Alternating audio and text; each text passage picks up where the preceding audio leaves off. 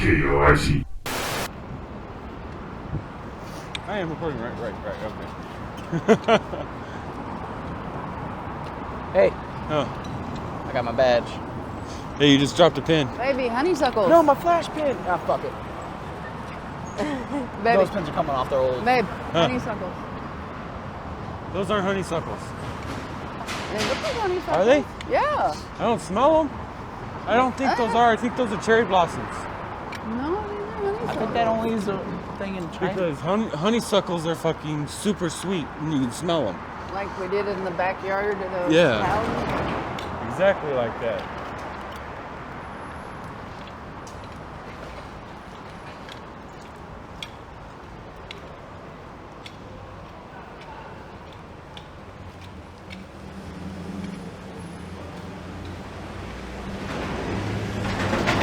Hey, you know what? Hold I definitely on don't like seeing the train over there.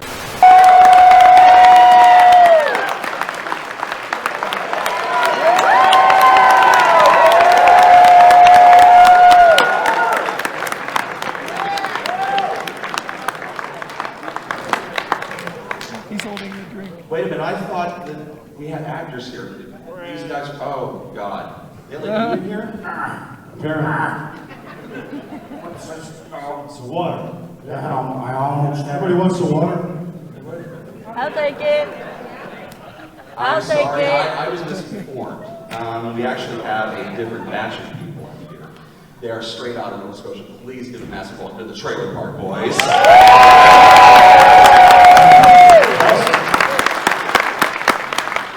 I'm gonna try not to swear, but it's hard for me to talk about fucking swearing, so we'll see how this goes.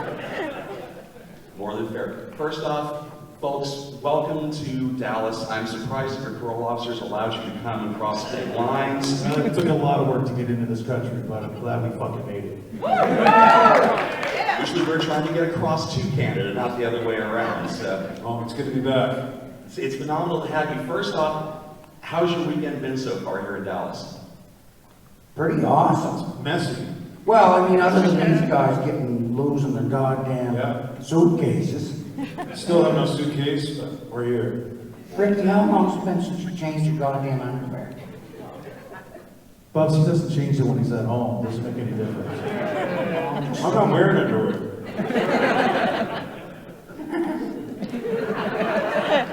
The wheels are coming off. Yeah? No, they've been off for a long time.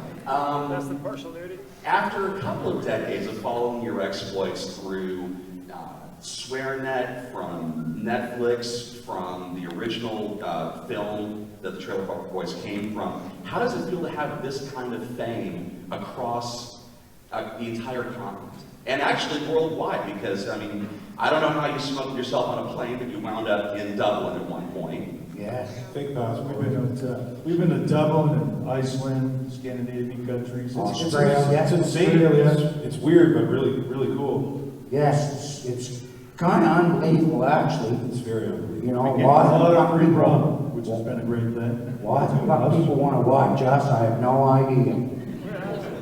But thank you for watching. Yeah, we just had our 20th anniversary that the cameras have been following us around, and we actually have more shit coming, like, we got a whole bunch of stuff coming. We got another movie coming. That's going in the theaters. Another season of the cartoon, the animated thing. Another season in the fucking park is gonna happen. And another season in jail is gonna happen. You'll be going to jail. As if you're not going to jail. I'm learning a lot, okay? I'm making mistakes, but no, you don't.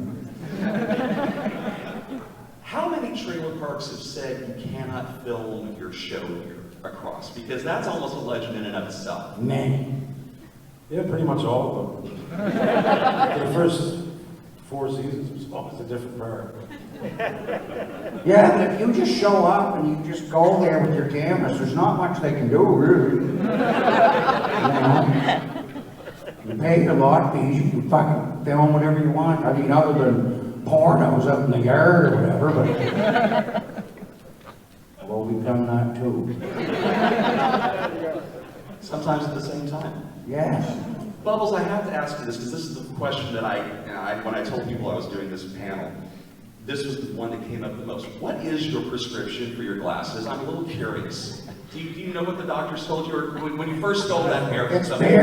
barely anything. I don't even know. It was such a small number, I didn't even take note of it. It's like plus 0.5, something like that, I don't know. I basically don't even need them. I can see fine. How many fingers does the green bastard hold up there? What? Where's the green bastard? There's two there. I don't know how many fingers my hold.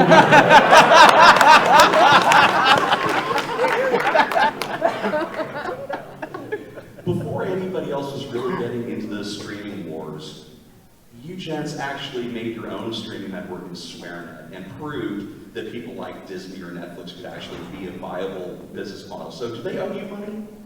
I believe so. Probably, Julian. What are you telling me? This is not my fault. You screwed up the whole thing, and now Disney probably owes us money. How does Disney owe us money? Because I don't We have know. nothing to do with fucking Disney. Well, we We should. did it. I mean, I've reached out to them. They said no. Well, we're on SwearNet. Do we get paid? Eventually. We were on fucking Disney. We get paid. I think Alex Lifeson would have told you, like Spotify, you got to get your money up front from these streaming services. Yeah, that's what we should have did. What are you talking Spotify? You get money up front? All right, well, use that tablet you got there. You're not charging the money anymore. No. Well, you can take care of it then. I will. On top of everything else, you guys have the podcast, and you're actually going to be recording tonight at the perfect setting, which is going to be the Double Wide, just down the street in Dallas. Yeah. I can't wait. One of the best dive bars. Who's coming to the double wide tonight? It's gonna get pretty messy, I think, tonight. Julian sold seats right on the fucking stage. There's gonna be people sitting on the stage with us. Yeah, thanks for buying those seats. I can't believe so. I will give you some liquor, believe me. Greasy. Should be good. What can people expect for tonight's show? A lot of, we don't, I know, we're getting up there and we're just gonna get drunk and have a good time, so whatever happens, really. I'm sure Julian will try to swindle you out of some money. I might have some things for sale, so if you can kindly go to the ATM before you come down, I'd be really appreciate it. It's business. Over the decades when you've been filming the documentaries, how has the process of it evolved? Because at one point it was independent production, then it was running on the company network, then I don't know how you managed it, but you bought the rights to the show, and then Netflix kicks in. So how has your documentary evolved over the course of putting it all out there? I guess just the cameras and stuff, they don't make it look as shitty as we want it to. So trying to make it look like they used to is a hard thing, just because of technology. Well, the first camera guy that showed up, he just had one of those shitty cameras, and that was when you went to a phone psychic. Did you just kick my wife? Did I kick your wife? I tried to kick you. I'm just kidding. That's so not true. I'm Jason Nash. This is me now. When we are signing off from Fan Expo Dallas. We'll see you later. So bye. Bye. Mwah. Peace. Love it.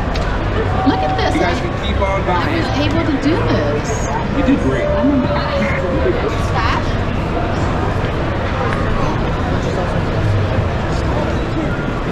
That was awesome.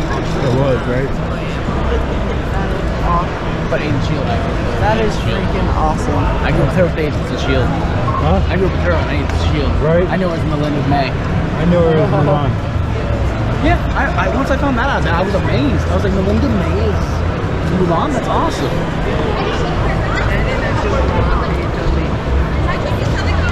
Okay, now where are we going? By the way, you can shop. Like, on the live stream, you can shop for what she's saying. Yeah. I figured that's what they were doing.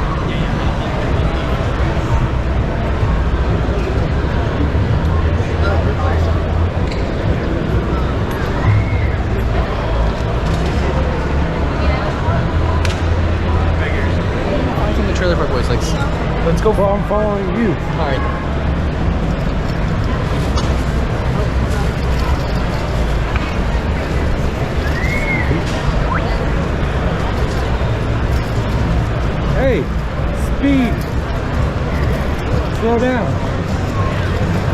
we're short on time.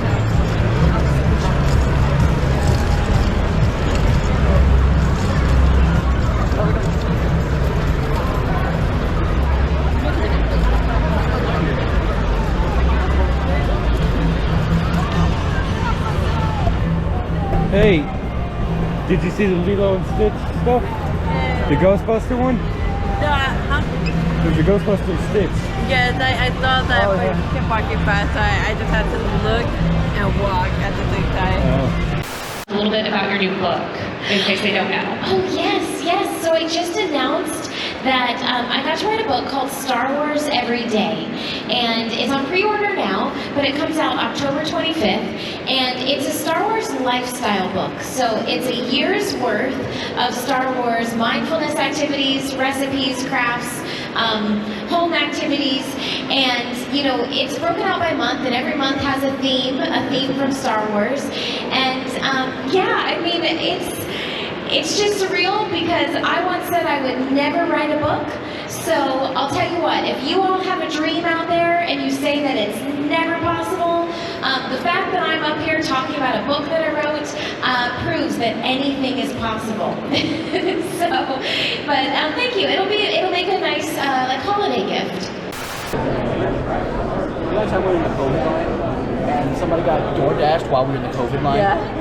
What? Why? We were in the COVID line once, and someone got DoorDashed twice while we were in it. We were there for like 5 hours though. Yeah. We were in a COVID testing. We read with, I wasn't in town when we did Jordan's, but for Alex's, there were a couple people that came in. We were there for that, and then I think, I'm guessing you read with a few. I read with. And did you guys do it, chemistry?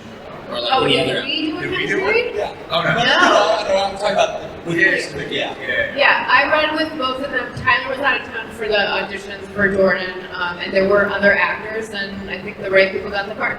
Thank you. And also, I read for Jordan. I already had it, and he came along.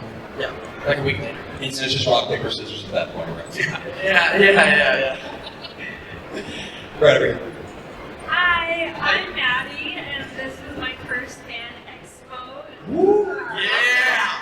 Cheer Maddie! So I did have a question for Tyler because I was absolutely obsessed with Teen Wolf growing up, and I'm out of my mind excited hearing about the new movie. So I just wanted to ask you, is it more fun to be Derek or Clark? It depends on the day. If I feel like smiling all day, then it's Clark. If I'm not having the greatest day, then Derek. It's easier to work. I kind of relate to Derek a little bit. The question was more fun. More fun?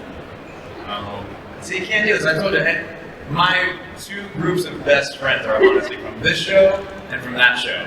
So it's impossible. It's a win-win. It's a win-win. I never actually pick one over the other. Thank you. I'm very lucky for that. So I'm sorry, it's a boring answer though. We are running short on time, so let's go as rapid fire with as many people as we possibly can. Let's go here first. Hey, my name is Aaron, and I actually have a twin brother, so Jonathan and Jordan's relationship has been like one of my favorite parts of the show for kids. How we doing? My question is for all of you, or any of you, in season 2, when we see like the Bizarro or the Inverse, there's a lot of like songs for the band E. I just wondered like if you all knew who was involved in that, like whose idea that was, or how that came about. So. I don't know whose ideas that was. But I do know every time they talked to us about it, they were really excited about it. So it was definitely like a very intentional thing. I just don't know whose original intention that was. The band's name is called We. Yes. Yeah, it started in 1 3. I've never played that one. Yeah. Yeah. Well, I'm glad you enjoyed it, it sounds like. Good. They're a very interesting and peculiar band. Have fun while listening to them. I'm going to. Good God, yeah. Right over here. Hi, I was wondering, what was y'all's most memorable audition, whether it be good or bad? I got one super quick right off the bat. First audition I ever did, I went to go audition for Annie Get Your Gun at a local theater up north towards Austin, and I went in and I did with theater auditions you have, it's not like this, it's not just acting, you have to dance and you have to sing and you have to do a monologue too. And I did the monologue, or I sang and danced and all that, which I was very unfamiliar with. I was already very uncomfortable. And then I went in and I did the monologue, and I think I messed up like one word, and I said, sorry, let me take that back. And they were sitting right about where those guys are in the middle, and they were just like, go ahead and do it again. And I did it, and then I left the theater, and I was just bawling my eyes out, like just bawling. I thought he was in there like Simon Cowell, like that guy was trash. Like I thought he was in there like making fun of me, and so it was a horrible experience with that. And I booked it. Can I quickly answer one too? I had one I used to do when I was a little kid. I used to do acting as well. And I was a little kid, and I was always told say yes to everything. And it was a Ford commercial about lacrosse. You know something about it.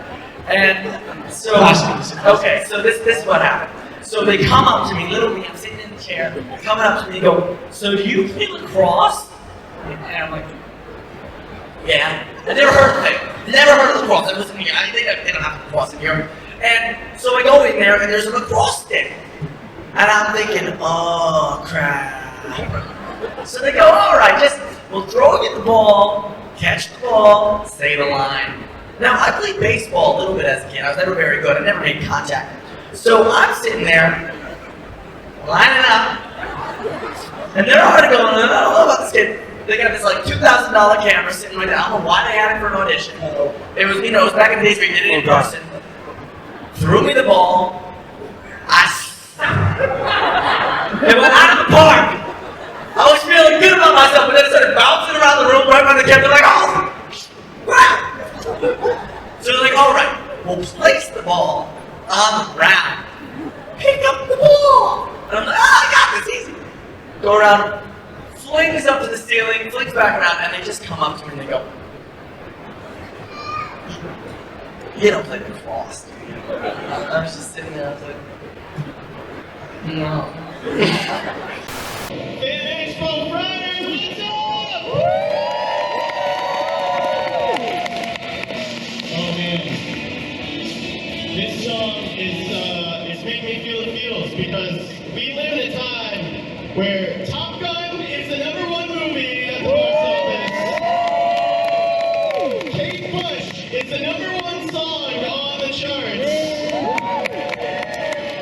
And Cobra Kai, Karate Kid is the #1 series. We're just gonna say that in our hearts.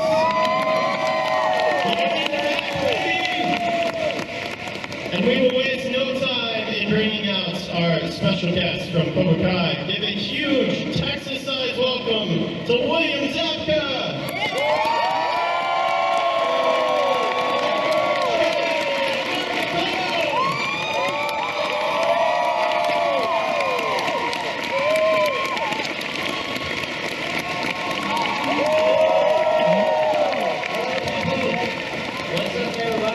Children of God. I just think we should start by saying congrats on already having a season 5 before there was even a season 4. September 2022, right? Sure, yeah, September 19th night, I think, right? Yes, yes, I think it's September 9th. Yeah, literally announced before we even got season 4.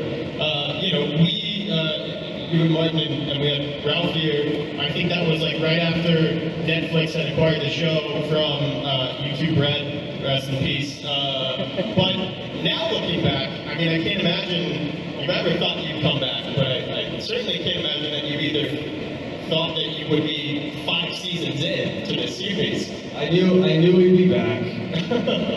1983 when we wrapped and I got the crane kick and he choked me out. I said, we're getting 35 years on a TV show, we're gonna get our revenge.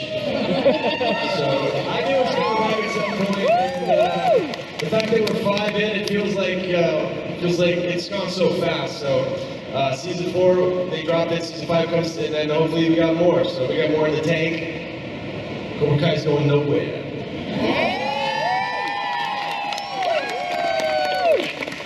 What was it like for you? Karate Kid is iconic. Doesn't matter if you grew up in the 80s or not. It's so iconic. So what was it like to you to come into this legendary franchise? It was really fun. I was super nervous. I remember my first day. I was like, whoa. I'm gonna be on set with Willie and Zach. That's say that. I didn't even know who I was. They're like, hey, are you the show?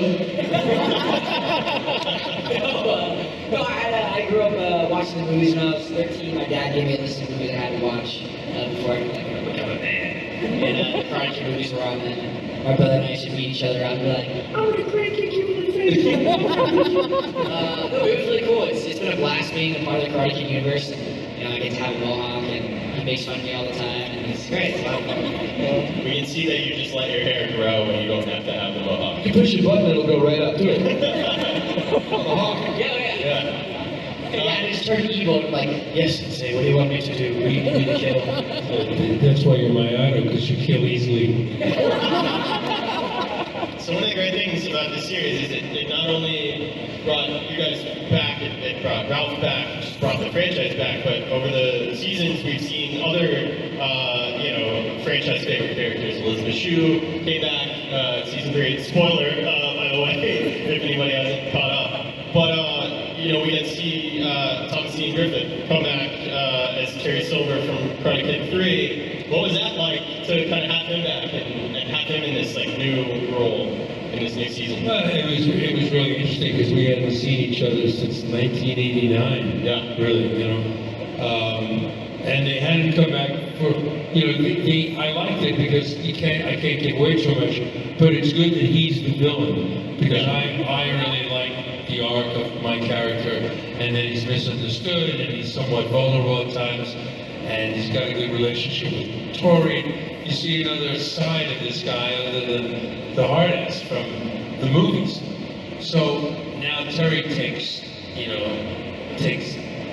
that, I guess, has that inventory of darkness, and I like it better because I can play the other side. Yeah, absolutely. And then any thoughts or anything you can give us to some other characters maybe coming back in 5? Maybe Julie Pierce from next Karate Kid? I don't want to spoil anything, but does anybody like SpongeBob? That's all I'm gonna say. It's a crossover you didn't know you needed. With the headband though, he's badass. But Somebody's I thought on a that mission. I enjoyed that. Yeah, someone is. Check those out. Yeah, I was about to look at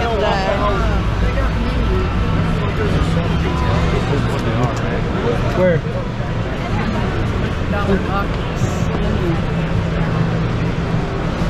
Oh, you want it?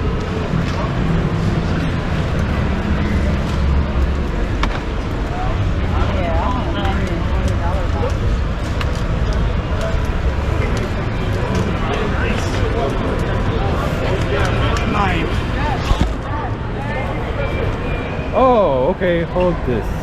Oh, hold on. Yeah, it's right there. Wait. Right there. Look at Planet Nothing Productions. Still makes me think it's coming this way. Holy shit.